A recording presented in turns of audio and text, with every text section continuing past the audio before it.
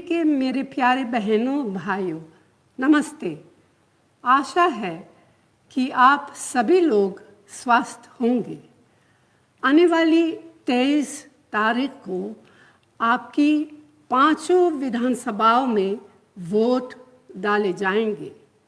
यह चुनाव आपके लिए बहुत ही महत्वपूर्ण चुनाव है, क्योंकि आपने 5 साल ऐसी सरकार देखी जिसने आपके बीच अलगाव पैदा करने के अलावा कुछ काम नहीं किया। मेरे किसान भाई बहन इतनी मेहनत से देश के लिए अन्न उगाते हैं। इन 5 सालों में आपको न तो फसलों का दाम मिला, न खाद मिली और न ही सिंचाई की सुविधाएं। आपके ऊपर कर्ज का बोझ है और आवारा पशु आपकी फसलों बर्बाद कर देते हैं। ठीक यही हाल नौजवानों का है। नौजवान अपने आने वाले कल के लिए मेहनत से पढ़ाई करते हैं, नौकरी की तैयारी करते हैं, लेकिन भाजपा सरकार ने आपको घर बैठा दिया। सरकारी नौकरियों के 12 लाख पद खाली पड़े हैं, लेकिन आपको नौकरियां नहीं दी गई। पेट्रोल, डीजल, रसोई गैस, सरसों तेल के दाम इतने बढ़ गए हैं कि आम लोगों के घर चलाना मुश्किल हो गया है। मेरी बहनें पाए पाए जोड़कर अपना घर परिवार चलाती है, लेकिन महंगाई ने उनका जीवन दुभर कर दिया। बहनों भाइयों, आपने हाल में ही कोरोना का कठिन समय देखा है। एक तरफ आपको ऑक्सीजन, दवाइयाँ और अस्पताल में बेड नहीं मिले। अपने प्रियजनों को खोया है, जिनके लिए वही एकमात्र सहारा थे। दूसरी तरफ लॉकडाउन में आपके काम धंधे बंद हो गए।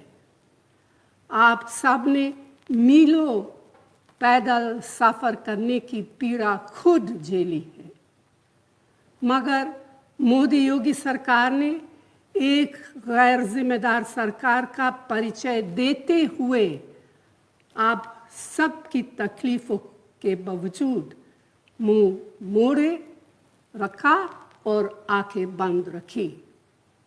इतना ही नहीं, लॉकडाउन में आप लोगों के प्रति उनका व्यवहार ठीक वही था। सरकार ने आपको कोई राहत नहीं दी। आपने देखा होगा कि सरकार ने आपका बोझ हल्का करने की बजाय आपकी मेहनत से बनाई गई सरकारी कंपनियों को कौड़े के दाम अपने चहेतों को बेच दिया। लिहाजा बेरोजगारी काफ़ी बढ़ गई। हम आपके क्षेत्र के लिए कई विकास योजनाएं लेकर आए थे, लेकिन मोदी योगी सरकार ने उन सभी पर रोक लगा दी। रायबरेली के साथ सौतेला व्यवहार किया गया है।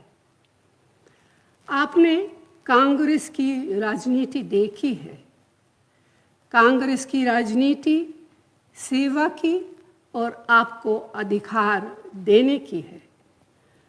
हमने मनरेगा जैसे कानून बनाकर आपको रोजगार का अधिकार दिया, जिसे आप अपने जीवन बेहतर बना सके।